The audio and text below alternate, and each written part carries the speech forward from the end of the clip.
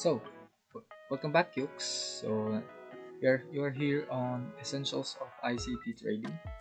So, sino nga ba si ICT? Siya ay ang creator ng Smart Money Concepts. So, first, we have fair value gaps. So, I have here a bullish candles and bearish candles. So, meron tayong tinatawag na bullish fair value gaps. So, ano nga ba yung tinatawag na bullish fair value gaps? Ang bullish fair value gaps ay separation ng 2 candles, which is this high. So, mark out natin this high and also this low. Yan ang tinatawag natin bullish fair value gap. So, yung gap between these two. So, ang fair value gap ay laging tatlo, 3 candles. So, to make it simpler, more simple, yan, rectangle.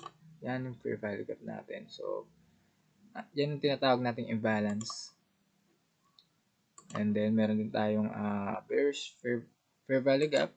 So, separation ng candle na to, low, and then separation ng candle high na to. So, ayan. So, very useful to sa ating higher time frames kasi higher time frames only exist to rebalance an imbalance. Okay, yun yung sabi ni ICT. So, mark up lang natin, makikita natin meron tayong fair value gaps. This is a bearish fair value gap. This candle's high and this candle's low. Stand mo lang yan. Nakita natin yan. So, fair value gap here. This candle's high and this candle's low. So, very useful siya. Also here, this is a bullish fair value gap. So, a bullish fair value gap there. So, just mark it out. That's the basics. That's an essential. Those are imbalances. The next concept is something called liquidity. So, this is the most important part sa ating when you're trading ICT. So, ano ba yung liquidity? So, the market will always move based on imbalances and liquidity. So, liquidity resides between relative equal highs. So, ano ba yung relative equal highs? Ito yung magkakatabi or parang kakadikit na swing high or swing low. So, here, makikita mo meron tayong swing low dito, which is relative dito sa swing low na to, and also this swing low. So, if nakakita kayo ng ganon, the market will move based on that premise. Daan nyo. This is on a higher time frame. So, saan ba yung mga... This is called a sell-side liquidity. Also, this is sell-side liquidity.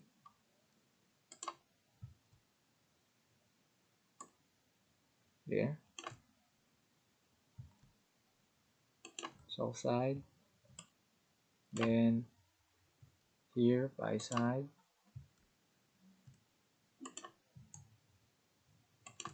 There. Boom. Then, meron tayong sell-side ulit. So, how do you determine bias? So, that's the only thing that I look for.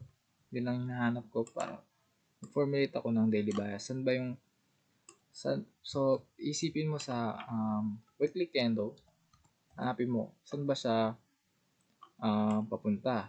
Saan ba nag-gravitate yung market, yung price? So, this is an imbalance. So, yun lang tinitingnan ko sa higher time frame para mag-determine ako ng bias.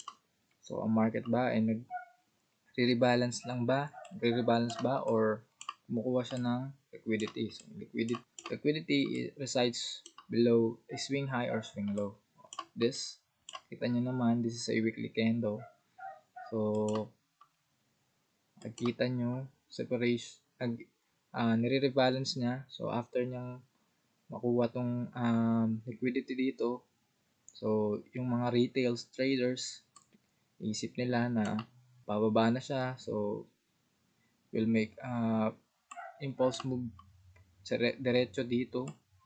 So, the market will gravitate back and then para makuha yung stop loss nitong mga um, breakout artists, mga tinatawag na breakout traders or retail traders. So that's liquidity and imbalance. So the next concept is volume imbalance. Ano ba yung volume imbalance? So ang volume imbalance ay separation naman ng candles which na walang bodies. So ito, this is a volume imbalance. So expect price to go into that level. That's a key level na tinitingnan natin. There. Ito, volume imbalance. Ito natin. Very useful yan sa lower time frames. Okay, first, a scalper, just like me, that is very useful. So, there.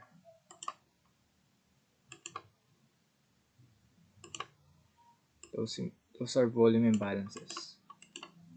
Very useful din yan sa higher time frames. Time. This is the most important part ng pagtatrade ng ICT, which is time. So, what time is it? Anong time na ba? Magtatrade na ba ako? Or kailan ba ako dapat mag-trade? So, meron tayo ditong indicator. So, sa Lux Algo, so search nyo lang sessions.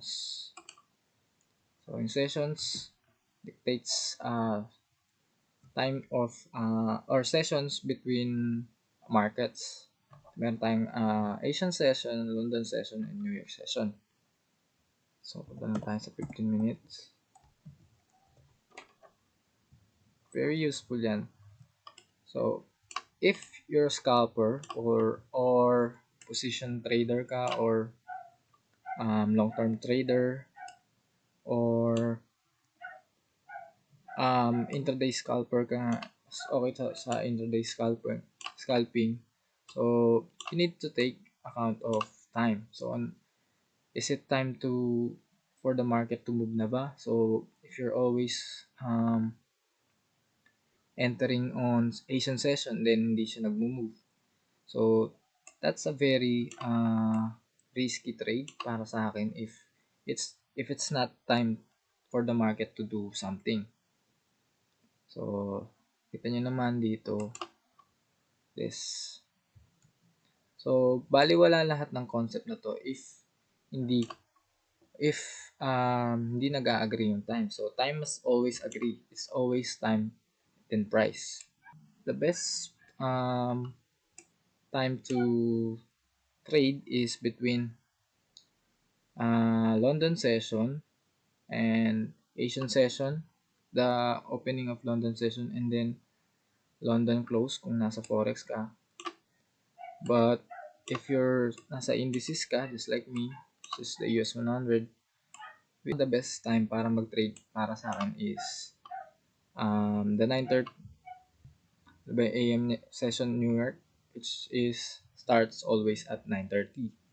So 9:30 to 4:15, that's the whole session.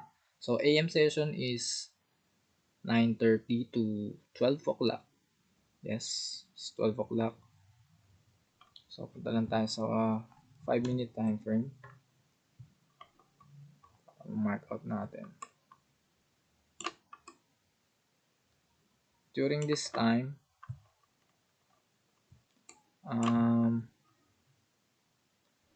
price will move very fast. So it is the best time for scalpers.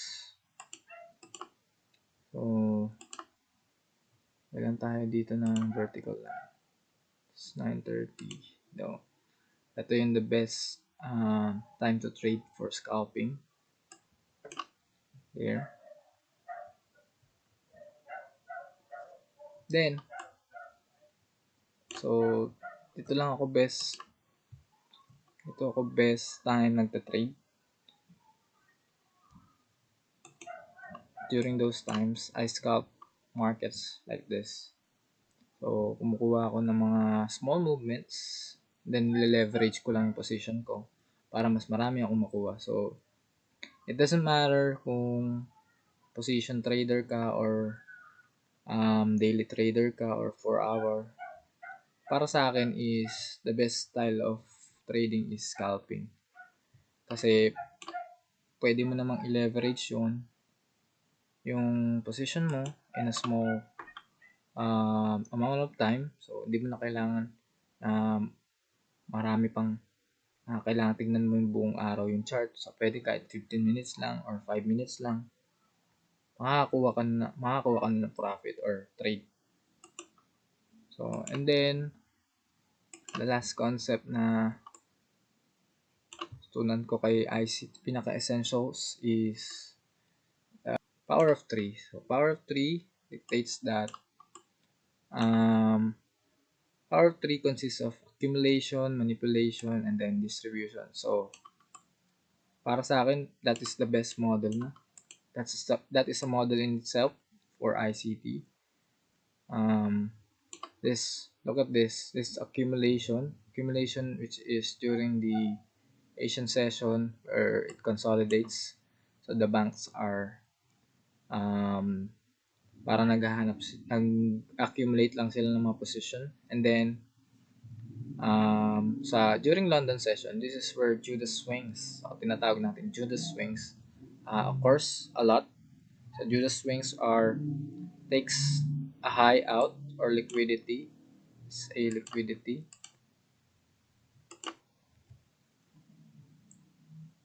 This previous session liquidity, which is the Asian session.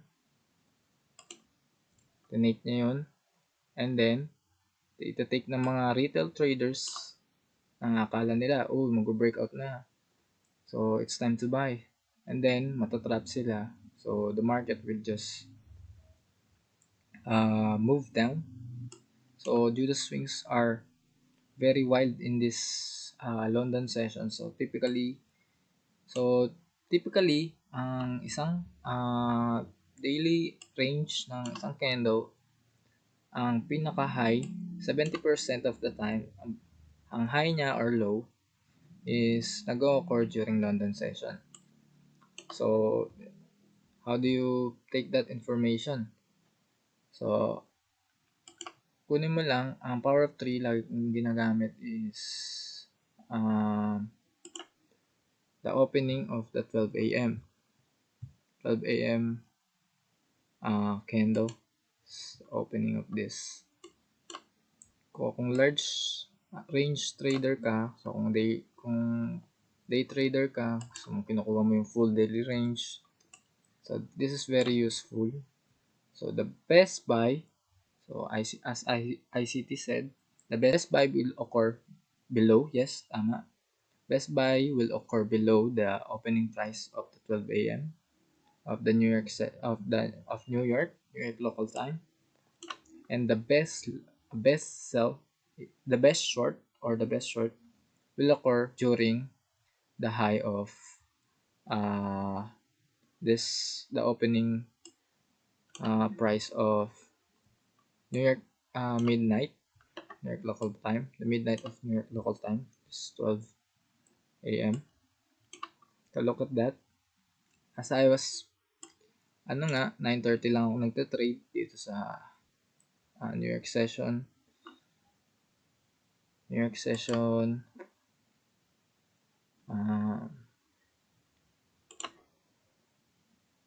Dito nga ako nagte-trade during New York session. Trade during these times. So, ginagamit ko lang yung bilang confluence. Yung power of 3. So, nakita ko na yung